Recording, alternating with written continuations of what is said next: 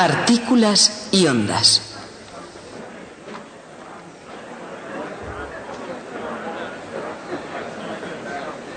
A principios de este siglo, un reducido número de científicos comenzaron a darse cuenta de que nuevas y atrevidas ideas serían necesarias para resolver el desconcertante problema de la estructura del átomo. Pero incluso antes de eso, aparecieron indicios de que había algo que iba mal. Esos indicios vinieron del lugar más inesperado posible. Al principio fue la luz. Con el tiempo fue una bombilla y el hecho de que cuanto más caliente esté su filamento, con más intensidad brilla. ¿Quién habría podido pensar que un fenómeno tan corriente podría poner en ascuas la imaginación científica?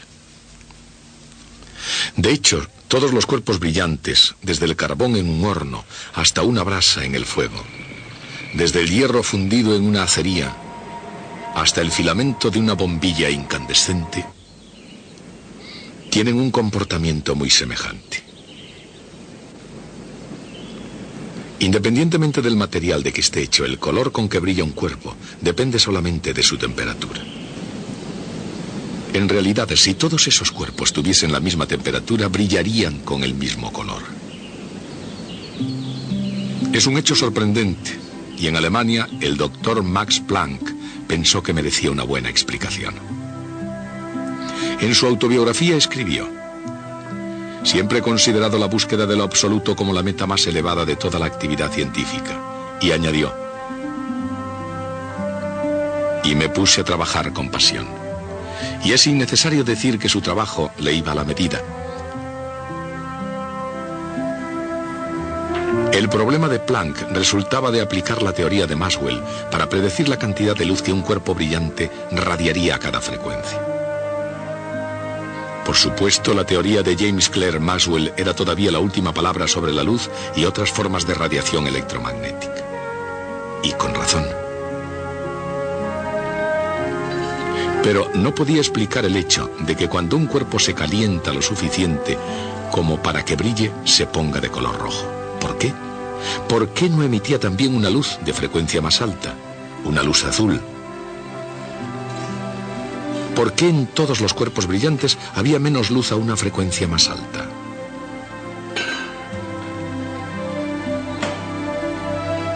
La intuición le decía a Planck que todo tendría explicación si hiciera falta más energía para producir luz a frecuencias más altas. Aun cuando en la teoría de Maxwell no había nada que sugiriera que la energía de la luz podía estar relacionada con su frecuencia, Planck escribió una ecuación que plasmase su intuición. La energía de la luz, E, es igual a una constante H multiplicada por la frecuencia F. Planck no emprendió esa tarea para desafiar las leyes de la física. Por el contrario, su intención era preservar, no destruir, la teoría de Maxwell. En su intento, Planck dio una solución que resultó ser notablemente semejante a la solución dada al viejo problema de la velocidad instantánea. En ese caso, H era una cantidad que tendería a cero en exactamente el momento preciso del cálculo. Si sucediese lo mismo en la teoría de Planck, las ecuaciones de Maxwell serían compatibles con la evidencia experimental y el problema de la radiación estaría resuelto. Pero H no tendía a cero. En lugar de anularse como Planck esperaba, resultó que tenía un valor definido. Cuando encontró ese valor, llamado ahora constante de Planck, encontró algo más importante que una explicación a los cuerpos brillantes.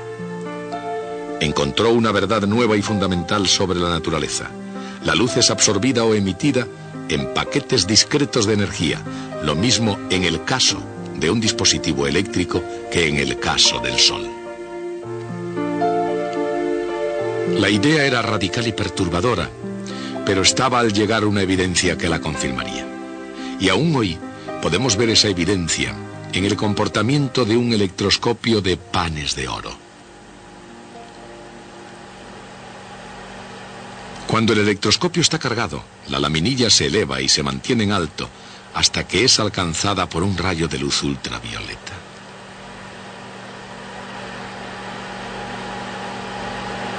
Una pieza corriente de vidrio deja pasar la luz visible, pero impide el paso de la luz ultravioleta de alta frecuencia. Cuando se interpone el vidrio, el electroscopio no se descarga, pero cuando quitamos el vidrio, la laminilla vuelve a caer. Esto prueba que la luz ultravioleta hace su tarea y se llama efecto fotoeléctrico. Fue la explicación del efecto fotoeléctrico y no su teoría de la relatividad lo que haría que Albert Einstein ganara el Premio Nobel de Física. Y en términos modernos, esto fue lo que dijo: un electrón, para poder escapar de un metal, necesita energía hasta una cantidad llamada trabajo de extracción.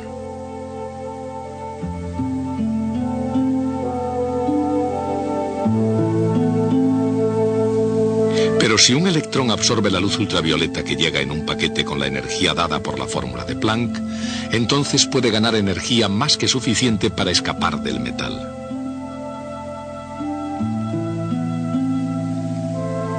Si es así, puede salir con energía cinética igual a H multiplicado por F, menos el trabajo de extracción. Esta es la llamada ecuación del efecto fotoeléctrico de Einstein. Era la solución perfecta y fue comprobada por Robert A. Millikan en su laboratorio de Chicago. Cuando midió las energías de los electrones despedidos de distintos metales por luz de diferentes frecuencias, Millikan verificó que, mientras que cada metal tiene un trabajo de extracción diferente, la constante de Planck tiene el mismo valor universal para todos ellos. Pero esta explicación del efecto fotoeléctrico no solo confirmaba la teoría de Planck, sino que además mostraba directamente que los paquetes de energía ya existían en el campo electromagnético. En otras palabras, la luz llega en partículas, partículas que actualmente reciben el nombre de fotones. Pero un momento. Un siglo antes, Thomas Young había probado que la luz viaja en ondas. ¿Es que iba a resultar ahora que la luz, después de todo, está constituida por partículas? Quizás todo este asunto de las partículas y las ondas estaba necesitando una perspectiva completamente nueva. Louis de Broglie, intentando hacer carrera en el gobierno francés, sacó un título en historia, un nuevo enfoque de la física verdaderamente nuevo. Quizás sea esa la razón por la que en la década de 1920 él fue el único que planteó una pregunta crucial. Si las ondas de la luz pueden ser partículas, ¿es posible que partículas tales como los electrones puedan ser también ondas?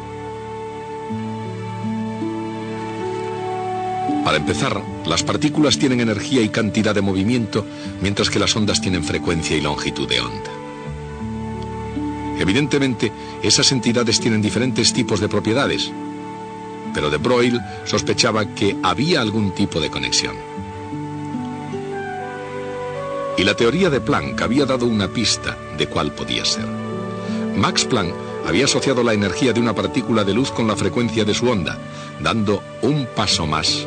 De Broglie combinó esto con la energía de una partícula de acuerdo con la teoría de la relatividad de Einstein.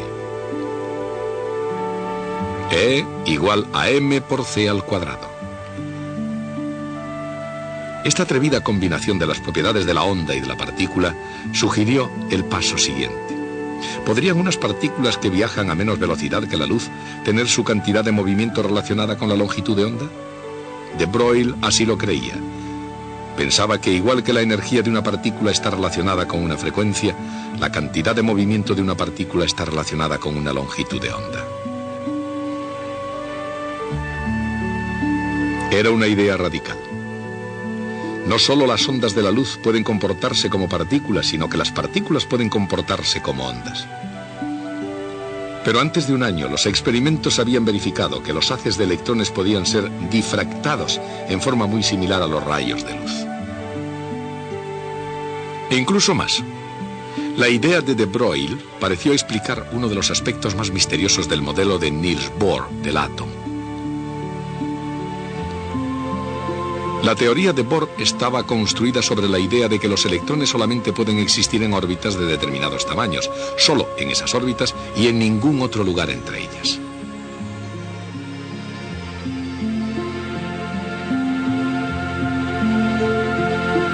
Pero si se consideran los electrones como ondas dando vueltas alrededor del núcleo, tienen que existir en órbitas cuya longitud crezca según longitudes de onda enteras.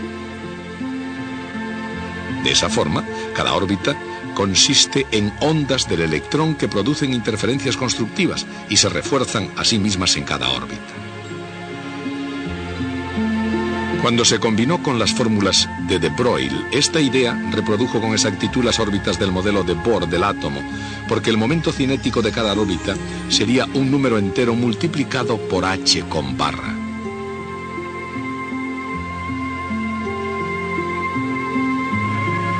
Que se define como h dividido por 2pi. En resumidas cuentas, la idea de Louis de Broglie había sido brillante. Había dado una explicación profunda y elegante del modelo de Niels Bohr del átomo. Se había apoyado en una evidencia experimental sólida y no sorprende que llevara a otros físicos a profundizar cada vez más en la naturaleza de la materia. En Austria, Erwin Schrödinger, reflexionando sobre las implicaciones del trabajo del científico francés, elaboró una teoría propia extraída de las ideas de de Broglie.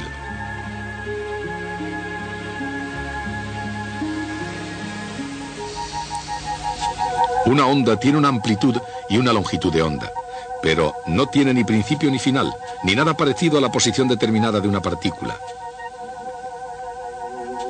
Lo que continúa siendo cierto si se la suma una onda de la misma longitud de onda, ya sea en fase o fuera de fase.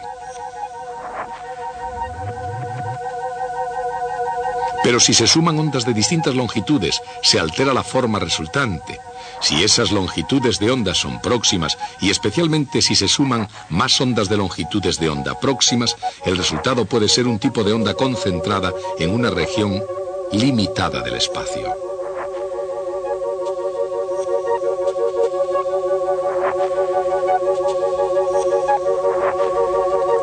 De manera que con una gama de longitudes de onda, y por lo tanto una gama de cantidades de movimiento, se puede construir algo parecido a una onda situada en un lugar bastante determinado.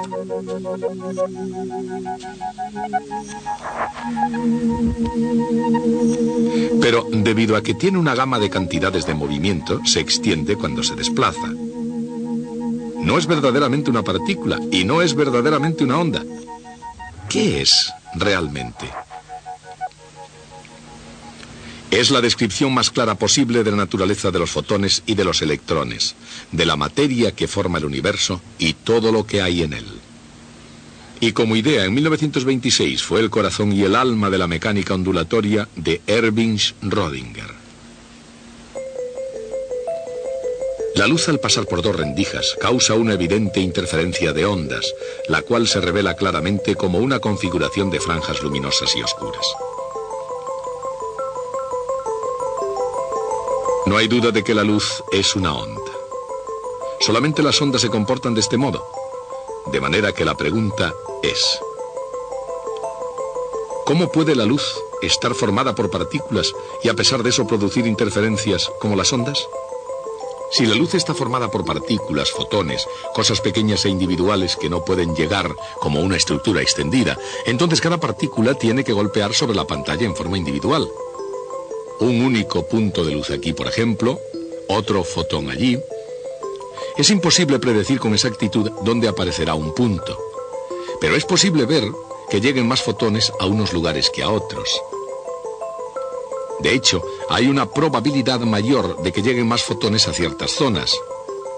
Y finalmente, debido a esas probabilidades, el resultado será una determinada estructura de difracción parecida a una onda y constituida por partículas.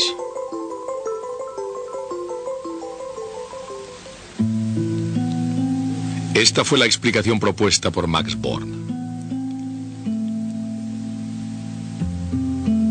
Los fotones pueden ser partículas, dijo, pero las estructuras que producen se rigen por probabilidades que crean interferencias como si se tratara de ondas.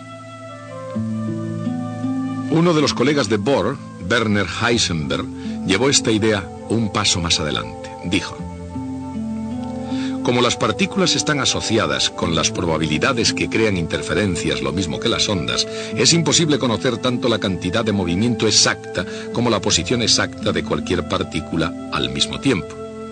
La idea puede ser un poco difícil de captar, pero ahí está justamente la cuestión. Las partículas, al ser ondas, al mismo tiempo son algo difíciles de captar. Es propio de una onda normal, con una determinada longitud de onda, el extenderse por el espacio. Si esta onda representa una partícula, entonces su longitud de onda se traduce en una cantidad de movimiento determinada. Sin embargo, no hay nada aquí que explique la ubicación de la partícula. La posición de la partícula se puede hacer más determinada sumando una tras otra ondas de diferentes longitudes, pero cada nueva longitud de onda significa una nueva cantidad de movimiento. En otras palabras, cuanto más se sabe acerca de la posición de una partícula, menos se puede decir acerca de a dónde va y a qué velocidad va. Cuanto más determinada se hace la posición de la onda, menos determinada se hace la cantidad de movimiento de la partícula. Esa relación delta X multiplicada por delta P, aproximadamente igual a H con barra, recibe el nombre de principio de incertidumbre de Heisenberg. Werner Heisenberg, buscando una verdad científica más profunda, había elevado la incertidumbre al nivel de un principio fundamental de la naturaleza. Pero la ironía de esta historia está en otra parte. Max Planck, interesado en buscar algo universal en la naturaleza de todos los cuerpos brillantes, descubrió que la luz es irradiada en pequeños paquetes de energía. Cuando Albert Einstein resolvió el problema del efecto fotoeléctrico, confirmó que los paquetes de energía de Planck existen como partículas en el campo electromagnético. Combinando los puntos de vista de Planck y Einstein, de Broglie sugirió que no solo las ondas podrían comportarse como partículas, sino que las partículas podrían comportarse como ondas. Erwin Rödinger pensó que si se suman un número suficiente de ondas de diferentes longitudes, el resultado es una onda que está concentrada en uno u otro lugar como una partícula. Entonces Max Bohr vio que mientras que es evidentemente imposible para una partícula crear una estructura de onda visible, un grupo de partículas cuyo comportamiento está determinado por las probabilidades puede desembocar en una estructura que se asemeje muchísimo a una interferencia de ondas. Y Werner Heisenberg vio en ese mismo hecho el intercambio entre las características de la luz como partícula y las características de la luz como onda. Cuando las incertidumbres de posición y cantidad de movimiento se combinan, el producto es aproximadamente igual a la constante de Planck. Y esto comienza con la constante de Max Planck y cerrando el circuito acaba en la constante de Planck. Esa es la ironía. La búsqueda de la verdad se convirtió para Planck en un viaje que conducía al corazón de la física cuántica. Sin embargo, hasta el final, nunca aceptó las profundas implicaciones de su propio trabajo.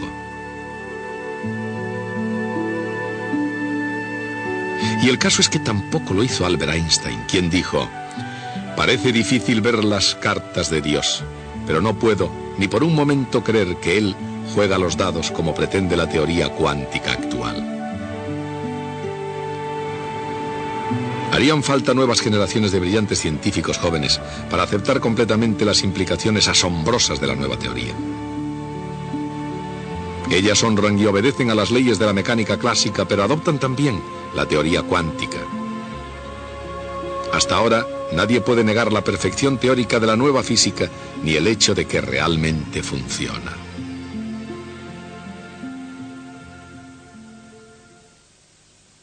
Tengo aquí una demostración de cómo funciona la nueva física, que es muy elegante, pero tan simple que pueden hacerla en casa ustedes mismos con unas gafas de sol Polaroid. Antes de mostrársela voy a recordarles en qué consiste la polarización. Recuerden que la luz es una onda, pero una onda transversal.